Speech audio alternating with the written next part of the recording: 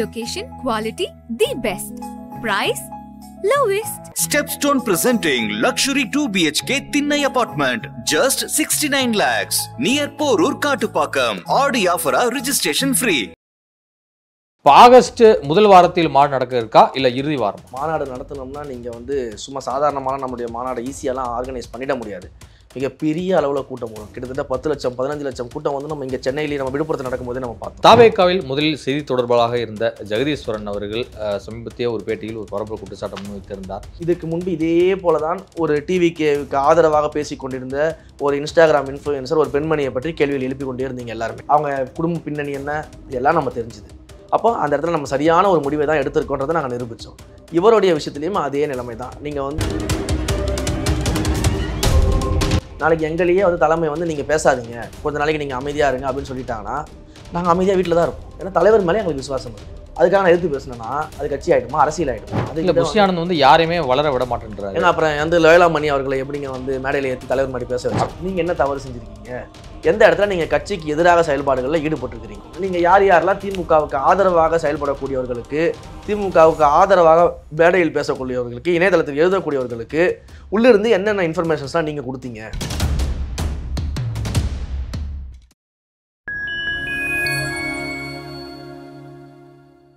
Point media நேயர்களுக்கு வணக்கம். நான் உங்கள் சங்கீவன். நம்ம சிறப்பு நிகழ்ச்சியில் நம்மோடு இணைந்திருக்கிறார் தமிழக வெற்றி கழகத்தின் மாநில செய்தி தொடர்பாளர் மதிப்பிற்குரிய திரு ரமேஷ் அவர்கள். வணக்கம் சார். வணக்கம். சமீபத்தில் நடந்த தாவேகாவின் செயற்குழுவில் ஆகஸ்ட் மாதம் 2ஆம் மாநில மாநாடு நடத்தப்படும், செப்டம்பர்ல இருந்து முழுமையாக விஜய் அவருடைய சுற்றுப்பயணம் இருக்கும் அப்படிங்கலாம் சொல்லியிருந்தீங்க. இப்போ ஆகஸ்ட் முதல் வாரத்தில் மாநாடு நடக்க இருக்கா இல்லை இறுதி வாரம்? இல்லை, அதற்கான தேதி, இடம் எல்லாமே நம்ம ஸ்கெடியூல் பண்ணிட்டு இருக்கிறோம். இடம் தேர்வு செய்யப்படக்கூடிய பணிகள்லாம் நடந்துகிட்டு இருக்குது. எந்த இடத்துல நடத்த முடியும்? ஏன்னா நம்ம மாநாடு நடத்தினோம்னா நீங்கள் சும்மா சாதாரணமான நம்முடைய மாநாடு ஈஸியாலாம் ஆர்கனைஸ் பண்ணிட முடியாது. மிகப்பெரிய அளவில் கூட்டம் வரும். கிட்டத்தட்ட 10 லட்சம் 15 லட்சம் கூட்டம் நம்ம இங்கே சென்னையிலேயே நம்ம விழுப்புரத்தில் நடக்கும்போதே நம்ம பார்த்தோம். அப்போ அந்த மாநாடு நடத்துவதற்கான ப்ராப்பர் திட்டமிடல், அதற்கான தேதிகள், இன்னொன்று நம்ம அந்த இடத்துல மழை காலங்கள் இல்லாமல் இருக்கணும். நிறைய விஷயங்கள் நம்ம பார்க்க வேண்டியது. ஏன்னா நீங்கள் பார்த்தீங்கன்னா இப்போவே மழையெல்லாம் ஆரம்பிச்சிருச்சு. ஸோ இதெல்லாமே பார்த்து அதற்கான தேதிகளை முடிவு செய்வாங்க. இடத்த தேர்வு செய்யக்கூடிய பணிகள் நடந்துகிட்டு இருக்கு. அதை தொடர்ந்து நீங்கள் சொன்னது போல் செப்டம்பர்லேருந்து நம்முடைய தலைவரினுடைய தொகுதி வாரியாக தமிழ்நாடு முழுக்க இருக்கக்கூடிய சுற்றுப்பயணங்கள் நம்ம பயணம் ரெடி பண்ணியிருக்கிறோம். அதுவுமே நீங்கள் பார்த்தீங்கன்னா ப்ராப்பர் ஸ்கெடியூலோட தலைவர் எங்கெங்கெல்லாம் போகிறாரு, எந்தெந்த மக்களை சந்திக்க போகிறாரு, என்ன பேச போகிறான்றதுக்கான எல்லா பணிகளையுமே தலைமையில் நாங்கள் பண்ணிக்கிட்டு இருக்கிறோம்.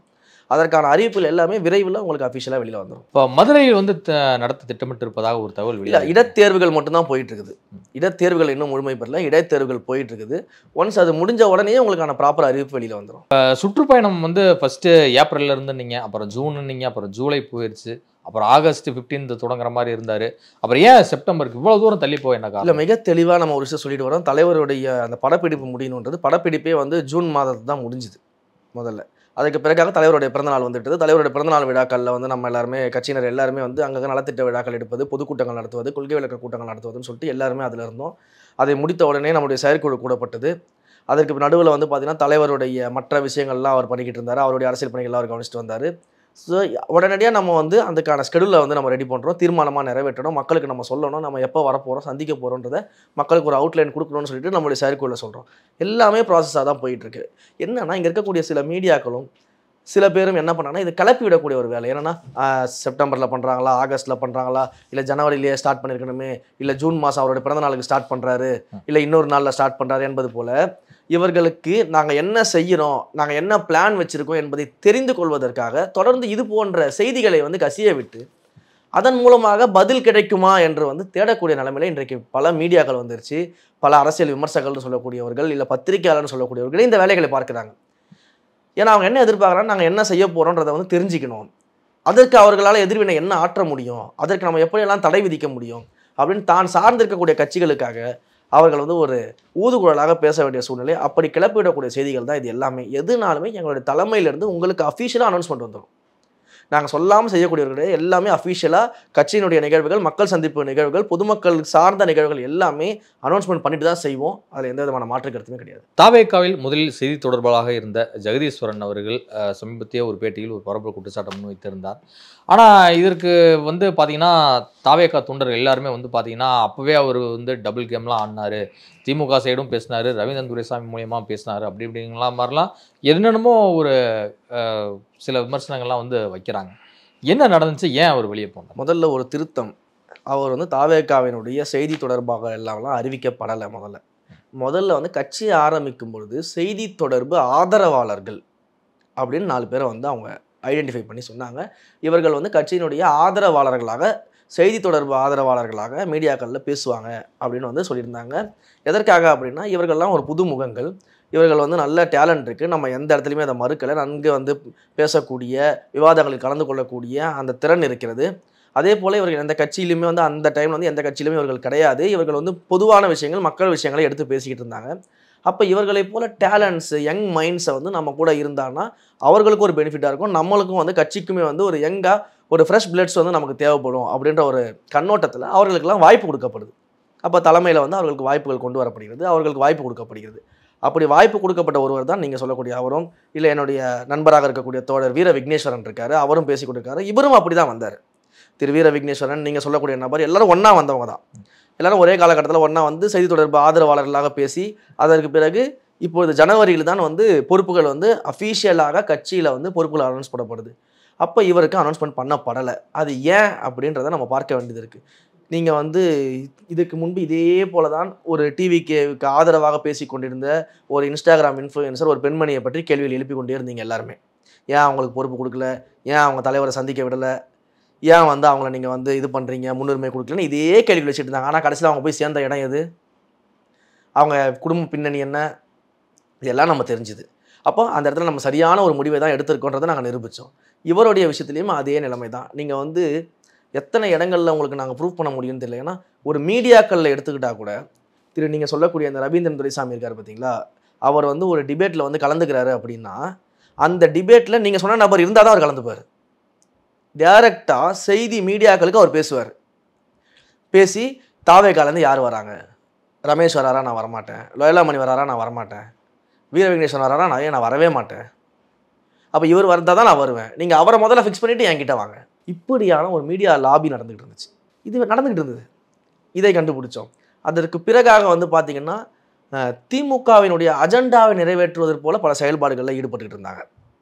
இதையும் நம்ம பார்த்தோம். பல முறை எங்களுடைய பொதுச் செயலாளர் கூப்பிட்டு, கட்சி தொடங்கிய காலம் முதல் வந்து தொடர்ந்து 1.5 ஆண்டுகள் பேசி வந்தார். அதுக்காக வந்து நம்ம வந்து திமுக ஆதரவாக செயல்படுறவங்களை உள்ள விட்டு நம்ம பொறுப்பு தர முடியுமா? நீங்க யோசிச்சு பாருங்க. திமுகவுடைய அஜெண்டாவை செயல்படுத்த திமுகவின் மீதான விமர்சனங்களை தொடர்ந்து வச்சுட்டு தானே வந்தார். ஏங்க, இன்னைக்கு நீங்க சொன்ன கூட அந்த இன்ஸ்டாகிராம் இன்ஃப்ளூயன்சர் அந்த பெண்மணியும் அப்படிதாங்க இருந்தாங்க. இன்னைக்கு என்ன பேசிட்டு இருக்கிறாங்க? இன்னைக்கு எங்க போய் சேர்ந்துருக்கிறாங்க?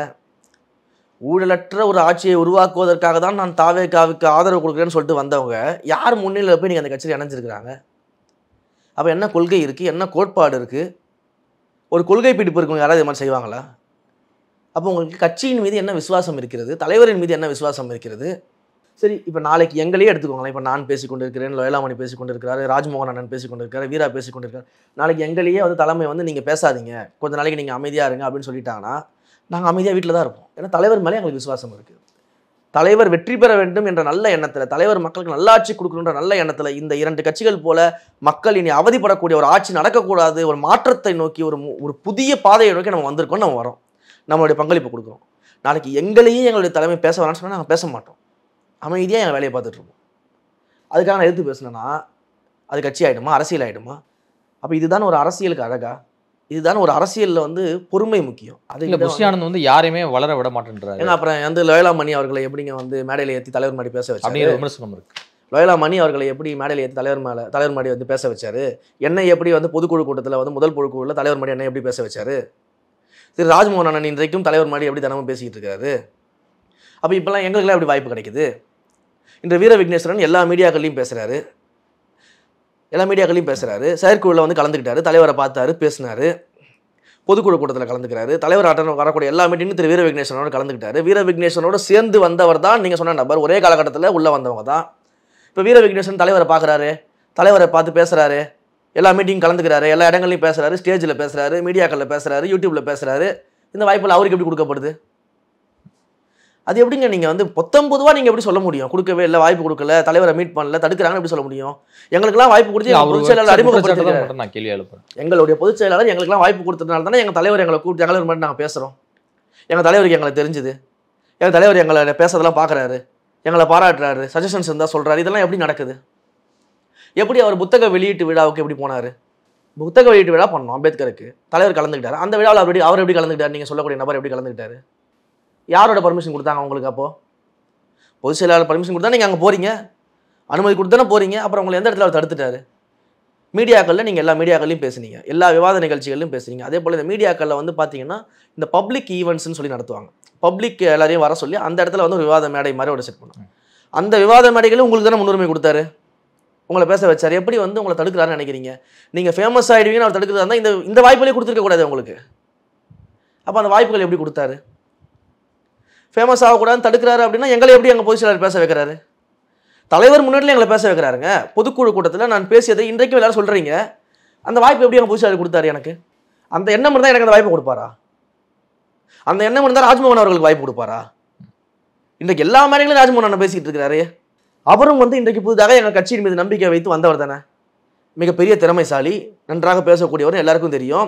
எங்கள் கட்சி மீது நம்பிக்கை வைத்து அவர் வருகிறாரு, இன்றைக்கு பணி செய்கிறாரு. தலைவருக்கு மிக சிறந்த ஒரு விசுவாசியாக பணி செய்து கொண்டு இருக்கிறாரு. எல்லா மேடைகள்லையுமே இன்றைக்கு வந்து ப்ரோக்ராம்ஸை வந்து அவர் தான் ஹோஸ்ட் பண்ணிட்டு இருக்காரு. தலைவர் முன்னாடி பேசுறாரு, செயற்குழுக்களை நடத்துறாரு, பண்றாருல்ல. இவருக்கு எப்படி அந்த வாய்ப்பு கொடுக்கப்படுது? அப்போ பொதுச் செயலாளர் மாதிரி நீங்கள் ஒரு குற்றச்சாட்டு வைக்கிறீங்க, அவர் வந்து யாராவது வளர்ந்து விடுவார்களோ என்று தடுக்கிறாருன்னு சொல்றீங்க. அப்போ இவ்வளோ வாய்ப்புகள் எப்படிங்க கொடுத்தாரு? இந்த எல்லா வாய்ப்புகளும் பொதுச் செயலாளர் கொடுத்தது தாங்க. அவர் வாய்ப்பு கொடுத்து தாங்க இதெல்லாம் நடக்குது. அப்போ எப்படிங்க நீங்கள் ஒரு குற்றச்சாட்டு வைக்க முடியும்? நாங்கள் இவ்வளவு எக்ஸாம்பிள் சொல்கிறோமே, உங்களுக்கு கொடுக்கலன்னா நீங்கள் என்ன தவறு செய்தீங்கன்னு யோசிக்கணும். நீங்கள் என்ன தவறு செஞ்சுருக்கீங்க, எந்த இடத்துல நீங்கள் கட்சிக்கு எதிராக செயல்பாடுகளில் ஈடுபட்டிருக்கிறீங்க அப்படின்னு நீங்கள் பார்க்கணும். நீங்கள் யாரெல்லாம் திமுகவுக்கு ஆதரவாக செயல்படக்கூடியவர்களுக்கு, திமுகவுக்கு ஆதரவாக மேடையில் பேசக்கூடியவர்களுக்கு, இணையதளத்தில் எழுதக்கூடியவர்களுக்கு உள்ளிருந்து என்னென்ன இன்ஃபர்மேஷன்ஸ்லாம் நீங்கள் கொடுத்தீங்க, எப்படி வந்து நீங்கள் ஒரு சோர்ஸாக செயல்பட்டீங்க அப்படிங்கிறத பற்றிலாம் பேச தயாரா? அப்போ நீங்கள் என்ன மாதிரியான ஒரு மனநிலை இது? நீங்கள் உங்களுக்கு வாய்ப்பு கொடுத்து எங்கள் பொதுச் செயலாளர் ஒரு மீட்டிங் நடத்துகிறாரு, நாங்கள் இருக்கிறோம், சொல்கிறாரு நீங்கள் இந்த மாதிரிலாம் பண்ணுறீங்க, இதை பண்ணாதீங்க, உங்களுக்கு விருப்பம் இருந்தால் நீங்கள் எங்கள் கட்சியோடு சேர்ந்து பயணம் பண்ணுங்கள், அப்படி விருப்பம் இல்லைனாலும் நீங்கள் எங்ககிட்ட சொல்லிவிட்டு நீங்கள் உங்களோட பணியை பாருங்கள், உங்களை யாரும் நாங்கள் டிஸ்டர்ப் பண்ண மாட்டோம், அதனால் தயவு செஞ்சு இது போன்ற வேலைகளை உள்ளே இருந்து கூட செய்யாதீர்கள். இது ஒரு பெரிய வாய்ப்பு உங்களுக்கு கிடச்சிருக்குது. ஏன்னா நீங்கள் இன்றைக்கி மீடியாவில் பேசுகிறீங்க, தமிழ்நாடு முழுக்க இருக்கவங்க உங்களை பார்க்குறாங்க, தலைவரால் தான் நமக்கு அது கிடச்சிருக்குது. அப்படி இருக்கக்கூடிய இடத்துல நாங்கள் வாய்ப்பு கொடுத்துருக்கும் போது, தலைவர் உங்களுக்கு அந்த வாய்ப்பை கொடுத்துருக்கும் போது நீங்கள் அதை சரியாக பயன்படுத்திக்கோங்க. அதனால் நீங்கள் வந்து உங்களுக்கு வந்து எங்களோட பயணிப்பது சரியாக வருமா வராதா என்பதை வந்து நீங்களே முடிவு பண்ணி சொல்லுங்கள் அப்படின்னு அன்றைக்கு கேட்டு, இல்லை நான் இனிமேல் இது மாதிரிலாம் பண்ண மாட்டேன், நான் இனிமேல் சரியாக இருந்துக்கிறேன் அப்படின்னு சொல்லிவிட்டு திரும்பவும் வந்து அந்த பயணத்தில் வந்து எங்களோட இணைஞ்சிட்டு திரும்பவும் அதே வேலையை செஞ்சால் இது நாங்களே சாட்சிங்க, நாங்கள் கூட இருக்கிறோம் அந்த மீட்டிங்கில். இப்போ இதுக்கெல்லாம் என்ன பதில் சொல்லுவாங்க? எப்படி நீங்கள் வந்து பொதுச் செயலாளர் அணுகவே முடியும்னு சொல்ல முடியும்? எல்லாரையும் அணுக முடியும். நீங்கள் சரியாக இருந்தீங்களா அப்படின்றது தான் ஒரு கேள்வி. இல்லை, மாநில அளவில் போஸ்டிங்லாம் கொடுத்தாங்க, பட் இருந்தாலும் ஒரு செய்தி தொடர்பாளரே வந்து தலைவரை சந்திக்க முடியாத சுச்சுவேஷன் வந்து நாங்கள் எப்படிங்க சந்திக்கிறோம் அப்படிங்க சொல்லுங்க. நாங்கள் எப்படி சந்திக்கிறோம்? நீங்கள் என்ன மாநில அளவில் உங்களுக்கு பொறுப்பு கொடுத்துட்டாங்களா? ஒரு பொறுப்பும் கொடுக்கல. செய்தி தொடர்பு ஆதரவாளராக நீங்கள் பேசிட்டு வந்தீங்க. கட்சியினுடைய செய்தி தொடர்பு ஆதரவாளர், கட்சியினுடைய அஃபீஷியல் போஸ்டிங் கிடையாது. தலைவர் எந்த இடத்துலையும் கையெழுத்து போட்டு உங்களுக்கு போஸ்டிங்லாம் கொடுக்கல. செய்தி தொடர்பு ஆதரவாளராக நீங்கள் ஓராண்டு காலம் பேசிக்கிட்டு இருந்தீங்க, அரசியல் விமர்சகராக பேசிகிட்டு இருந்தீங்க, செய்தி தொடர்பு ஆதரவாளராக தாவேக்காக பேசிக்கிட்டு இருந்தீங்க. நீங்கள் திறமையானவர் தான், யாரும் நாங்கள் குறைச்சி மதிப்பிடலை.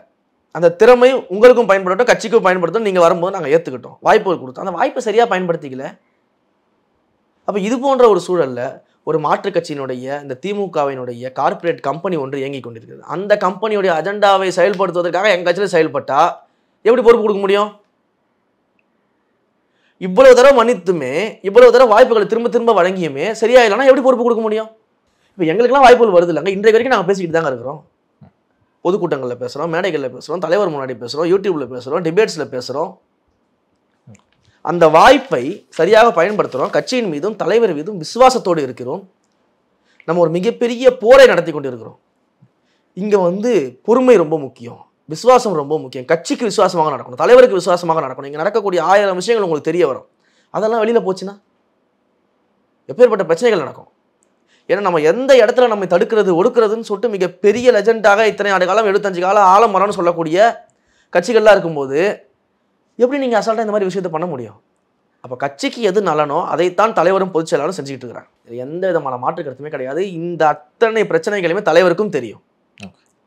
இவர் என்னென்ன வேலைகள் செய்திருக்கிறாரு, நீங்கள் சொல்லக்கூடிய நபர் எப்படியெல்லாம் வந்து இரட்டை வேடம் பண்ணியிருக்கிறாரு, கட்சிக்கு எதிராக என்னென்ன செயல்களில் ஈடுபட்டிருந்தார், எல்லாமே தலைவருக்கும் தெரியும். தலைவர் அப்பவும் சொன்னார், இன்னொரு வாய்ப்பு கொடுங்க, வாய்ப்பு கொடுத்து பாருங்கள், யாரையுமே வந்து நீங்கள் இது போல் வந்து உடனடியாக முடிவு பண்ண வேணாம், ஏதோ தவறுதலாக கூட செய்திருக்கலாம், வாய்ப்பு கொடுங்க அப்படின்னு சொன்னார். எந்த தலைவருங்க சொல்லுவார்? திமுகவில் இருந்துட்டு இந்த மாதிரி செஞ்சீங்கன்னா உங்களை வச்சிருப்பாங்களா கட்சியில்? அடுத்த நாள் லெட்டர் வராதா? திமுகவில் இருந்து கட்சியை விட்டு நீக்கப்பட்டு விட்டாருன்னு லெட்டர் வரும். அடிப்படை உறுப்பினர் கூட கிடையாதுன்னு லெட்டர் வரும். திமுகவிலையோ அதிமுகவிலையோ இருந்திருந்தீங்கன்னா. எங்கள் தலைவர் மீண்டும் வாய்ப்பு கொடுத்தார், நீங்கள் பயன்படுத்திக்கல. எங்கள் பொதுச் செயலாளர் சொல்கிறார், கட்சியை விட்டு நீக்கிட்டோன்னு சொல்லி அறிவிச்சிட்டா வந்து அது அவ்வளோ நல்லா இருக்காது, வேண்டாம், அவரோட பயணத்தை பண்ணட்டும், நம்ம அப்படிலாம் எதுவும் அஃபிஷியலாக அனௌன்ஸ் பண்ணலாம் வேண்டாம், கட்சிக்கு அவருக்கு சம்மந்தம் இல்லைன்னு அனௌன்ஸ் பண்ணோம்னா தனிப்பட்ட முறையில் அவருக்கு அது ஒரு மன வருத்தத்தை உண்டாக்கிடும். அதனால் நம்ம அதெல்லாம் பண்ணக்கூடாது. அவரோட பயணத்தை அவர் பண்ணட்டும், விருப்பம் இருந்தால் நம்ம கூட பயணிக்கட்டும், ஒழுங்காக இருந்தாருன்னா நம்ம பயணிக்கலாம், இல்லையா அவரோட பயணத்தை அவர் பண்ணட்டும், நம்ம இதை போய் மக்கள்கிட்ட சொல்ல வேண்டிய அவசியம் இல்லை, வேணாம்ப்பா விட்டுருங்கப்பான்னு எங்கள் பொதுச் செயலாளர் என்கிட்ட சொல்லியிருக்காரு. இந்த அளவுக்கு எந்த கட்சிங்க வந்து ஜனநாயகத்தோடு நடந்துப்பாங்க? இத்தனை வாய்ப்புகள் எப்படிங்க கொடுப்பாங்க? அப்போ இதெல்லாம் தெரியாமல் இன்றைக்கு உங்களை பின்னாடி இருந்து யாரோ ஒருத்தர் ஆட்டு வைக்கிறாங்க, உங்களுக்கு ஒரு அஜெண்டா கொடுத்து அதை செயல்படுத்த சொல்கிறாங்கன்னு நீங்கள் எங்கள் கட்சிக்கு எதிராக பேசும்பொழுது நாங்கள் அமைதியாக இருக்க முடியும்? அப்போ நீங்கள் செஞ்ச எல்லாத்தையும் நாங்களே எடுத்து சொல்லக்கூடிய கட்டாயத்துக்கு வந்து இப்போ நாங்கள் இத்தனை ஆண்டு காலமாக இப்போ அவர் வந்து கிட்டத்தட்ட கட்சியிலேருந்து அவர் செயல்படாமல் இருந்து கிட்டத்தட்ட ஒரு 6 மாத காலம் ஆக போகுது, கரெக்டுங்களா? ஜனவரிலே எங்களுக்கு பொறுப்பு அறிவிச்சாங்க. அதுக்கு முன்பிலேருந்து அவர் செயல்பாட்டில் கிடையாது. நாங்கள் அவரை பற்றி ஏதாவது பேசியிருக்கோமா? எங்கேயாவது நாங்கள் திரைக்கு முன்பாகவோ திரைக்கு பின்பாகவோ நாங்கள் அவரை பற்றி பேசியிருக்கிறோமா? அப்போ நீங்கள் இன்றைக்கு தேவையே இல்லாமல் கட்சியை பற்றியோ கட்சியில் இருக்கக்கூடிய பொதுச் செயலாளர் அவர்களை பற்றியோ இல்லை எங்களுக்கு வந்து ஸ்ட்ராட்டஜிஸ்டாக இருக்கக்கூடிய திரு ஜான் ஆரோக்கியசாமி அவர்களை பற்றியோ எல்லாரை பற்றி நீங்கள் குற்றச்சாட்டு வைக்கிறீங்க. இதையே தான் திரு ஐயநாதன் அவர்கள் பண்ணார். அவருக்கு தேவைப்பட்டது கிடைக்கலன்னு உடனே தான் வெளில வந்து ஆப்போசிட்டாக பேசுகிறார். இதே தான் நான் சொன்ன அந்த இன்ஸ்டாகிராம் இன்ஃப்ளூயன்சரும் பண்ணாங்க. அவர்களுக்கு தேவைப்பட்டது கிடைக்கலன்னு உடனே வெளில வந்து எதிர்த்து பேசுகிறாங்க. இன்றைக்கு இவரும் அதையே செய்து கொண்டிருக்கிறார். இதையெல்லாம் பார்த்து அஞ்சக்கூடிய நிலைமையில நாங்கள் கிடையாது. நீங்கள் என்ன தான் முக ஸ்டாலின் மாதிரி சட்டையை கிழிச்சிட்டு வெளில வந்து ஆர்ப்பாட்டம் பண்ணாலும் மக்களுக்கு தெரியும், எங்கள் தோழர்களுக்கு தெரியும், நாங்கள் நேர்மையாக எங்கள் தலைவரை வெற்றி பெற செய்யணும்னு ஒரே நோக்கத்தோடு பயணம் பண்ணிகிட்டு இருக்கிறோம், விசுவாசத்தோடு தலைவருக்காக பயணம் பண்ணிகிட்டு இருக்கிறோம். 10 ஆண்டு காலம் 15 ஆண்டு காலமாக நானும் மக்கள் இயக்கத்தில் வேலை செஞ்சு தான் இங்கே வந்திருக்கேன், இந்த நிலைமைக்கு வந்திருக்கிறேன். அப்போ அந்த விசுவாசம் இருக்கணும், தலைமைக்கு கட்டுப்படணும், கட்சிக்கு கட்டுப்படணும், கட்சியோட வெற்றி மட்டும் தான் குறிக்கோள். நீங்கள் உண்மையிலேயே தலைவரை நேசித்தவராக இருந்தால் இன்றைக்கி போய் வெளில பேச முடியுமா? இந்த மாதிரி அந்த மனம் வருமா? முதல்ல அதுதான் சொன்னேன், எங்களெல்லாம் பேசாமல் சொன்னால் நாங்கள் அமைதியாக பேசாமல் தவிர்த்து ஒரு காலமும் எங்கள் தலைவருக்கு எதிராக நாங்கள் பேசக்கூடிய நிலைமைக்கு நாங்கள் போக மாட்டோம். அதுதான் தலைவர் மேலே வச்சிருக்க அன்பு, அதுதான் தலைவர் மேலே வச்சிருக்கிற பாசம், அதுதான் கட்சியின் மீது இருக்கக்கூடிய அன்பு. அது இல்லாதவர்களை பற்றிலாம் நம்ம இதுக்கப்புறம் கவலைப்பட வேண்டிய அவசியம் இல்லை. இதனால எங்களுக்கு ஒரு பாதிப்பும் கிடையாது. இதுவரை உங்கள் பல்வேறு கருத்துக்கு நன்றி சார்.